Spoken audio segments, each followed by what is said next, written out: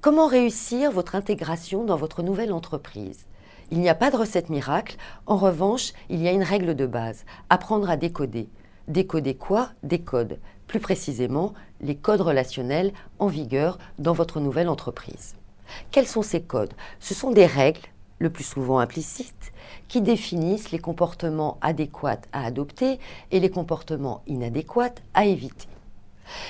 Ces codes se déclinent dans 3 registres: hiérarchique, affinitaire, conflictuel. Prenons le premier registre, hiérarchique. Les codes utilisés sont là pour signifier la distance et rappeler la position de chacun dans l'organigramme. On se voit, on se serre la main, on ne parle que de sujets strictement professionnels. Alors, à l'ère de l'organisation matricielle, on se dit que ces codes sont peut-être obsolètes. Mais ils sont comme la petite robe noire, on la croit démodée, on finit toujours par la ressortir. Deuxième registre de codes, les codes affinitaires. Là, on se dit tout va bien, il suffit d'être naturel.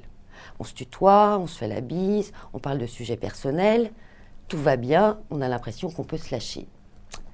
Ce serait quand même oublier 2 choses. La première, c'est qu'on ne signifie pas n'importe comment la complicité. Et la seconde, c'est qu'on ne devient pas ami avec n'importe qui en entreprise. Enfin, troisième registre de codes, les codes conflictuels. C'est là que s'exposent le mieux les rapports de force et les rapports de pouvoir. Alors ces codes peuvent prendre 2 formes. La première forme, c'est l'affrontement. Le ton monte, les propos deviennent agressifs, en clair, on s'engueule. Deuxième forme que peuvent prendre ces codes, l'évitement. Là, au lieu d'affronter, on neutralise, on évite. Alors, une personne, dans ce cadre-là, tout à fait aimable et affable avec une autre, peut tout simplement être en conflit avec elle.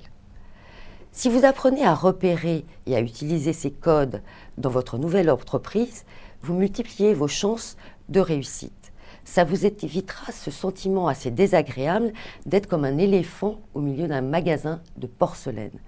Et cela vous permettra surtout de redonner du jeu dans vos relations de travail.